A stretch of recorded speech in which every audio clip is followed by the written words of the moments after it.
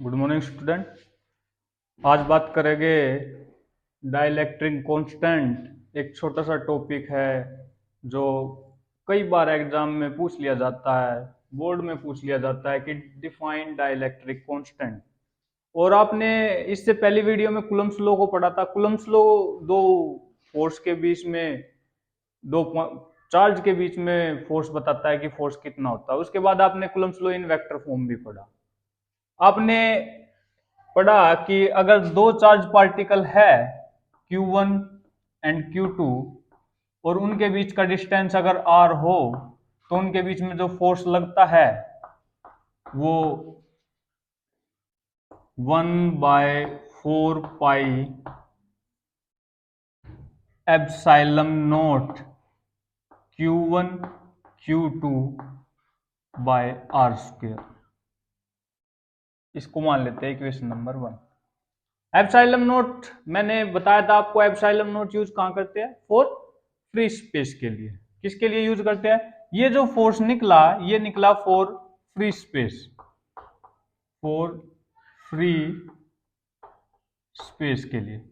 Free space के लिए force कैसे निकला, मतलब समझे? तो दो चार्ज पार्टिकल है, उनके बीच में जो स्पेस है वो फ्री स्पेस है, उनके बीच में कोई मीडियम नहीं है। वो जो एक चार्ज पार्टिकल इधर है, एक चार्ज पार्टिकल इधर है, दोनों एक दूसरे के ऊपर फोर्स लगा रहे हैं।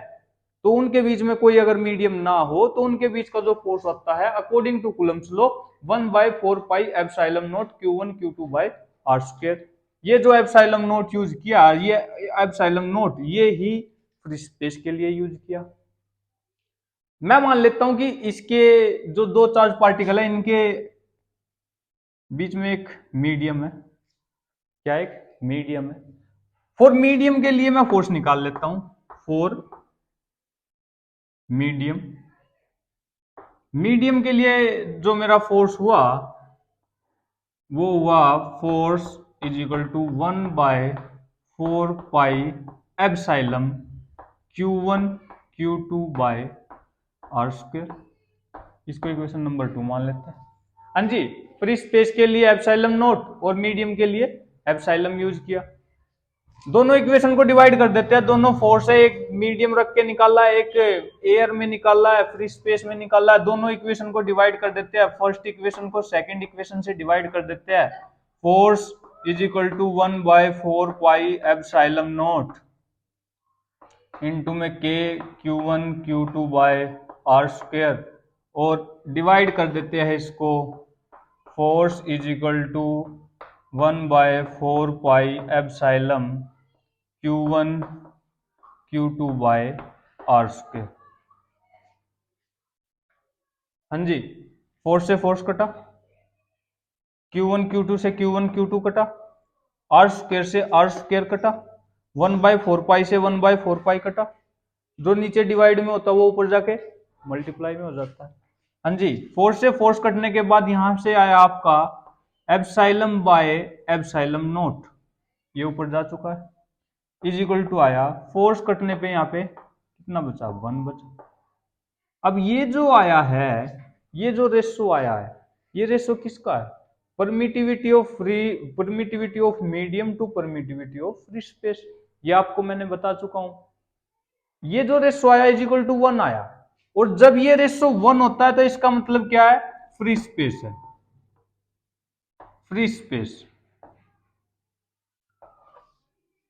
एप्सिलॉन बाय एप्सिलॉन नोट, ये जो इसको बोलते हैं, ये सिंबल है एप्सिलॉन।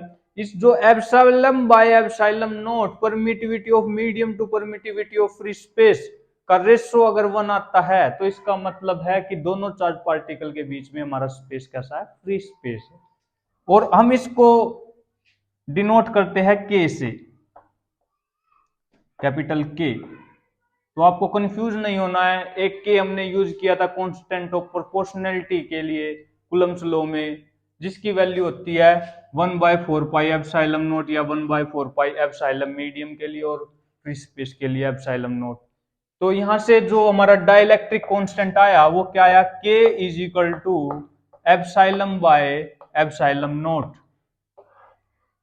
अगर पेपर में डेफिनेशन आती है तो it is the ratio, it is the it is the ratio of permittivity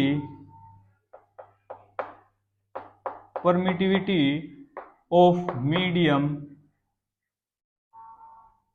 medium to permittivity of free space.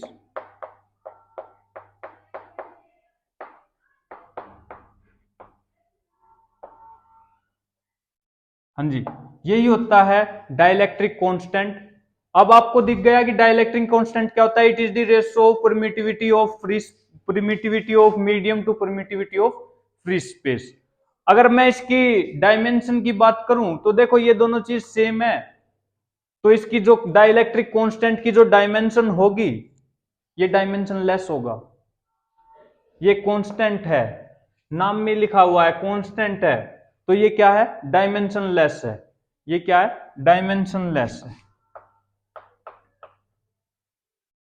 ये डायमेंशन लेस है, डायमेंशन लेस क्वांटिटी है। यही था एक छोटा सा टॉपिक डाइलेक्ट्रिक कांस्टेंट। 2 मार्क्स में ये एग्जाम में पूछ लिया जाता है, तो इसको अच्छे से देख लीजिए, उतार लीजिए। थैंक यू, मिलते हैं अगली क्लास में।